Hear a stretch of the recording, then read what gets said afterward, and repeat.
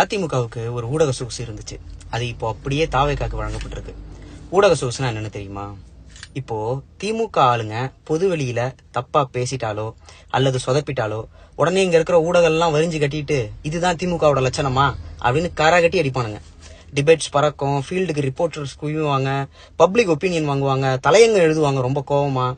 ஆனா ஆட்சி மாறி அதிமுக ஆட்சி வந்ததோட அதிமுக அமைச்சர்களை விடுங்க, அவங்க தலைவி முதல்வர் வேலை பார்க்காம கொடநாட்டுல போய் சொகுசா இருந்தா பாத்தீங்களா சார், மேடத்தோட கடமை உணர்ச்சிய சுற்றுலா வந்த இடத்துல கூட ஃபெயில் பார்த்துக்கிட்டு இருக்காங்க சார் அப்படின்னு உங்க பேனா எழுதும்.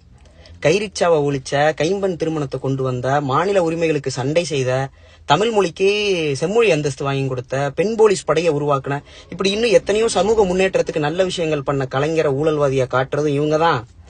ஊழல் வழக்குல குற்றம் நிரூபிக்கப்பட்டு சிறையில ஊதுபத்தி உருட்டணும்னு தண்டனை வாங்கிய ஒரு குற்றவாளிய வாச்சாத்தி வன்கொடுமை தொடங்கி வீரப்பன் தேடுதல் வேட்டை என்ற பேர்ல எண்ணற்ற பழங்குடி ஆண்களை அட்ரஸ் இல்லாம கொன்னு புதைச்சதும், பழங்குடி பெண்களை கற்பழிச்சு பிறப்புறுப்புல கரண்ட் சாக்கு வச்சு எல்லாம் கொடுமைப்படுத்தி ஆட்சி நடத்தின ஜெயலலிதாவை அயன் லேடின்னு பேசுறதும் இவங்க வாய்தான். திமுக எந்திரிச்ச உடனே காலைல கண்ணு முழிச்ச உடனே இவங்க கிட்ட போய் நாங்க நல்லவர்கள்னு டெய்லி கற்ப நிரூபிச்சாதான் இவர்கள் திமுகவை ஒன்னும் சொல்ல மாட்டாங்க. ஆனா தாவேக்கா ஆட்சி ஆரம்பிச்சு 2 வாரம் ஆகுது. அதுக்குள்ள இங்க அமைச்சர்கள் அடிக்கிற சர்க்கஸ் அப்பா தாங்க முடியல. அதை பத்தி யாராச்சும் இவங்க வாய் தருவாங்கிறாங்களா, கண்டிக்கிறாங்களா?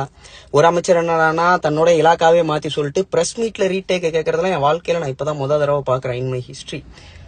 இன்னொரு அமைச்சர் என்னன்னா கோயில்ல முறுக்கு சொல்றவங்க கிட்ட போய் முறுக்குல போட்டிருக்கிற மேனுபேக்சரிங் டேட்ல தான் அந்த முறுக்கு மேனுபேக்சரிங் பண்ணப்பட்டதா அப்படின்றத என்ஷூர் பண்றதுக்கு நீங்க என்ன மெக்கானிசம் யூஸ் பண்றீங்க